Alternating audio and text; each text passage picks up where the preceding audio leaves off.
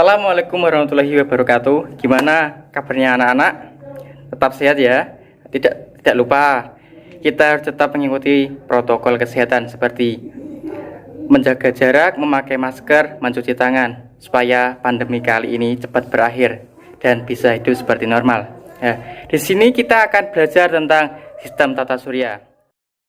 Kalian tahu nggak salah satu contoh benda langit? Ya, benar. Salah satunya matahari, planet, satelit, komet, asteroid, meteoroid. Tempat sekarang adalah planet bumi. Selain planet bumi, ada planet-planet lain, yaitu yang pertama Merkurius, Venus, Mars, Jupiter, Saturnus, Uranus, dan Neptunus. Nah, selain planet-planet tadi, ada benda langit lainnya, di mana benda langit ini bergerak mengelilingi planet-planet yang disebut satelit. Contohnya adalah bumi yang memiliki bulan sebagai satelitnya. Nah, selain itu juga ada benda-benda langit seperti asteroid, komet, dan meteoroid. Nah, semua benda-benda langit ini bergerak secara teratur mengelilingi sebuah bintang yang bernama matahari. Nah, kenapa sih semuanya bisa mengelilingi matahari? Karena matahari itu memiliki massa yang besar dibandingkan benda-benda langit lainnya. Sehingga matahari memiliki gaya gravitasi yang besar. Akibatnya, benda-benda langit bergerak mengelilingi matahari. Nah, semua benda langit ini bergerak secara teratur mengikuti suatu pola dan bergerak mengelilingi suatu bintang. Hal ini disebut tata surya.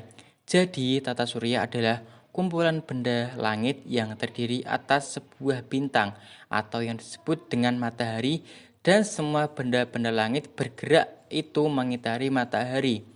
Jadi sebenarnya tata surya itu berada pada sebuah galaksi yang disebut dengan galaksi Bima Sakti. Galaksi sendiri kumpulan dari beberapa sistem bintang yang ada alam semesta. Nah, kenapa ya bumi mengelilingi matahari? Kok bukan matahari yang mengelilingi bumi? Nah, pada penjelasan tadi, dikarenakan matahari yang memiliki massa sangat besar di antara benda-benda langit yang lainnya seperti planet, sehingga planet tersebut mengelilingi matahari.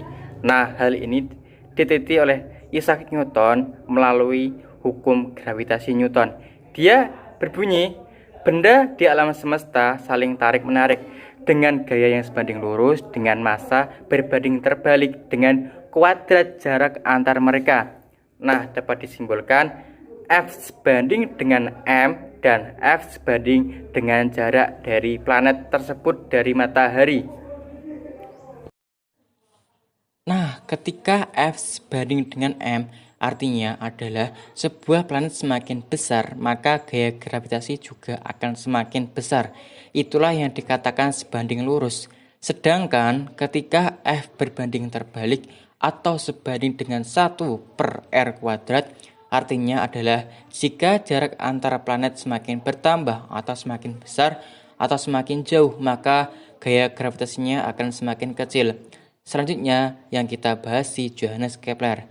Dia mengilustrasikan bagaimana gravitasi mengatur pergerakan planet yang dituangkan pada hukum Kepler. Di mana hukum ini dibagi menjadi 3. Hukum 1 Kepler, hukum 2 Kepler, hukum 3 Kepler. Yang pertama, hukum 1 Kepler, di mana dia berbunyi semua planet bergerak pada lintasan elips mengitari matahari, dengan matahari berada di salah satu fokus elips. Jadi elips bentuknya seperti telur hampir bulat. Jadi ada sebuah planet letaknya jaraknya terdekat ke matahari atau disebut perihelion. Sedangkan satunya lagi itu adalah jarak terjauh planet ke matahari atau yang disebut aphelion. Selanjutnya hukum 2 Kepler, di mana dia berbunyi suatu garis khayal yang menghubungkan matahari. Jadi ada lintasan elips di mana ada matahari, di fokusnya ada sebuah planet yang bergerak dari B ke C, D ke E. Ada garis khayal, dia menghasilkan luas AB akan sama luas ED atau disebut luas juring.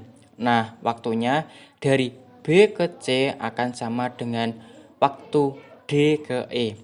Tapi bisa dilihat dari gambar, jarak matahari dari D ke E lebih besar B ke C, sehingga kecepatan di DE harus lebih besar daripada kecepatan BC. Nah, kecepatan ini lebih besar karena dia terdekat dengan matahari, sedangkan yang si BC kecepatan lambat karena dia jauh dari matahari. Yang ketiga, hukum 3 Kepler yang berbunyi perbandingan kuadrat periode terhadap pangkat 3 dari setengah jarak orbit elips adalah sama untuk semua planet. Di sini ada 5 hipotesis pembentukan tata surya. Yang pertama ada hipotesis nebula, yang kedua hipotesis platesinal, ketiga hipotesis pasang surut, keempat hipotesis bintang kembar, dan terakhir hipotesis protoplanet. Nah, langsung saja agar paham kita perhatikan animasi dari ruang guru berikut ini. Hipotesis nebula pertama kali dikenalkan oleh seorang ilmuwan, teolog, sekaligus filsuf dari Swedia yang bernama Emanuel Swedenborg. Akan tetapi, hipotesis ini disempurnakan kembali oleh filsuf kebangsaan Jerman yang bernama Immanuel Kant. Hipotesis nebula ini terkenal dengan nama hipotesis kabut, bahwa alam semesta ini berasal dari kabut, teman-teman. Loh, kok bisa ya? Jadi begini, kabut yang ada berupa gas yang berbentuk awan-awan raksasa. Nah, nebula ini tersebar di luar angkasa seperti ini, teman-teman. Menurut hipotesis nebula, awan-awan raksasa itu berputar dan berpilih dengan kuat, yang menyebabkan terjadinya pemadatan pada pusat lingkaran, dan pada akhirnya terbentuklah matahari. Pada saat yang bersamaan, matahari lain pun ikut terbentuk, menjadi massa yang lebih kecil dari matahari yang kita kenal dengan nama planet. Nah, planet tersebut bergerak mengelilingi matahari, hingga gerakannya menjadi semakin teratur seperti saat ini. Hipotesis planetesimal. Hipotesis ini dikemukakan oleh seorang astronom bernama Forrest Ray Moulton dan geologis bernama Thomas Chamberlain. Jadi begini, teman-teman, matahari sudah terbentuk dari dulu sebagai salah satu bintang yang ada di alam semesta. Lalu ada sebuah bintang nih yang melintasi ruang angkasa dengan cepat dan melewati matahari. Ingat ya teman-teman, setiap bintang memiliki gaya tarik atau gaya gravitasinya masing-masing. Akibatnya nih, sebagian material yang ada di matahari tertarik bintang yang lewat itu. Begitu bintangnya udah pergi jauh, massa matahari yang tertarik kemudian kembali ke permukaan matahari. Namun sebagian ada yang terhambur keluar angkasa, yang kemudian mengumpul, menyatu, dan mengeras membentuk planet-planet. Hipotesis pasang surut sebenarnya mirip loh dengan hipotesis planetesimal. Hipotesis ini dikemukakan oleh James Jeans dan Harold Jeffrey. Jadi awalnya nih, matahari udah ada nih. Lalu lewatlah satu bintang besar yang mengorbit dekat matahari. Hal ini mirip ya sama hipotesis planetesimal. Lalu bedanya apa ya? Nah, bedanya nih, kalau dalam hipotesis planetesimal, gaya tarik atau gaya gravitasi bintang ini membuat partikel-partikel di matahari tertarik. Kalau dalam hipotesis pasang surut, yang dibawa adalah gelombang pasang gas-gas panas matahari. Gas-gas matahari yang tertarik akan membentuk seperti cerutu panjang, atau juga bisa disebut filamen, yang besar di bagian tengah dan tajam di bagian ujung. Dan sebagian gas matahari akan kembali masuk ke matahari. Setelah bintang tersebut pergi, cerutu tersebut berputar mengelilingi matahari. Lama-kelamaan, cerutu tersebut mendingin dan membentuk bulatan menjadi planet. Lalu, kenapa namanya pasang surut ya?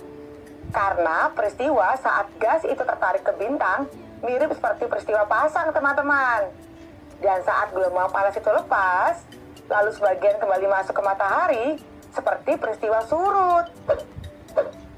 Hipotesis bintang kembar ini ditemukan oleh astronom asal Inggris, Raymond Arthur, pada tahun 1938.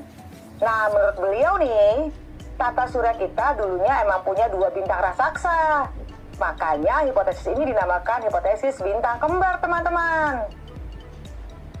Jadi begini ceritanya. Waktu kondisi angkasa lagi baik-baik aja nih, tiba-tiba datang sebuah bintang. Bintang ini kita sebut bintang ketiga. Wah, mau ngapain ya bintang ini? Ternyata bintang ini menabrak salah satu bintang dan membuat keduanya hancur berantakan.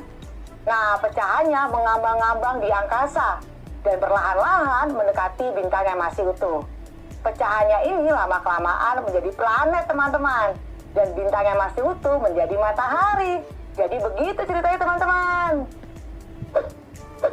Hipotesis ini dikemukakan oleh Carl von Weizsäcker, tapi kemudian disempurnakan oleh Gerald Peter Kuiper pada tahun 1950. Menurut hipotesis ini, tata surya terbentuk dari gumpalan awan dan debu yang sangat banyak. Coba kalian perhatikan, awan dan debu yang menggumpal akan mengalami pemampatan dan menarik partikel-partikel debu lain, membentuk gumpalan bola. Pada proses pemampatan ini, partikel debu tertarik ke bagian pusat awan, membentuk bola, dan lama-kelamaan menjadi cakram. Nah, partikel yang berada di tengah cakram saling menekan, lalu menimbulkan panas dan berpijar. Bagian tengah ini kemudian menjadi matahari, sementara bagian luarnya berputar dengan sangat cepat, kemudian terpecah menjadi gumpalan yang lebih kecil. Bagian inilah yang akhirnya menjadi